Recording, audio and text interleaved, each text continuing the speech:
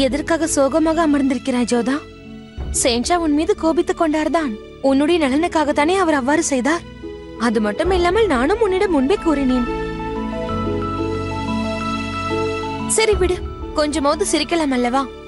இப்பொழுது இந்த பழங்களை சாப்பிடு. வா சாப்பிடு.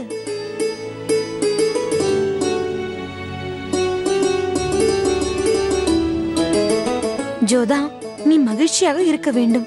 சேஞ்சா, மகாராணி அவர்கள் உன் மீது எவ்வளவு பாசமாக இருக்கிறார்கள். சரி, நீ குளிப்பதற்கு நான் ஏற்பாடு செய்கிறேன்.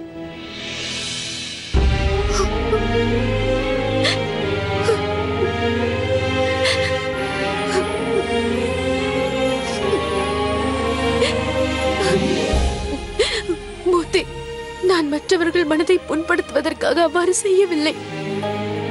நானாக இதை... எவ்வளவு வேதனைப்படாதே ஜோதா. சேஞ்சா கோபத்திற்கு காரணம் உன் மீது இருக்கும் காதல் தான். வேண்டுமென்றால் பார், இன்னும் சிறிது நேரத்தில் உன்னை சமாதானப்படுத்த அவரே வந்து விடுவார். சரி வா, நீ குளித்து விட்டு தயாராக இரு. வா. நான் ஏன் வர வேண்டும்?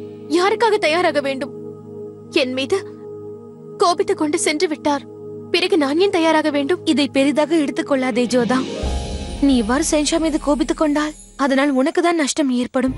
மனைவி கர்ப்பவதியாக இருக்கும் பொழுது மனைவிக்கும் கணவனுக்கும் இடையில் இடைவெளி ஏற்படுகிறது. அதனால் நீ சேஞ்சா மீது கோபித்துக் கொண்டால் மற்ற பேகங்கள் அவரை நெருங்குவதற்கு வாய்ப்பு இருக்கிறது. அப்படியெல்லாம் நடக்காத மோத்தி. நான் அவருடைய குழந்தைக்கு தாயாக போகிறவள். அதனால் என்னை தான் அவர் அதிகமாக கவனிக்க வேண்டும். நான் விளையாட்டுக்காக கூறினேன். என்ன நடந்தாலும் உன்னை விட்டு சேஞ்சா பிரிய மாட்டார். அதேபோல் நீயும் சேஞ்சாவை வரவேற்பதற்காக அழகாக தயாராக வேண்டும் அல்லவா? இப்பொழுது புறப்படு.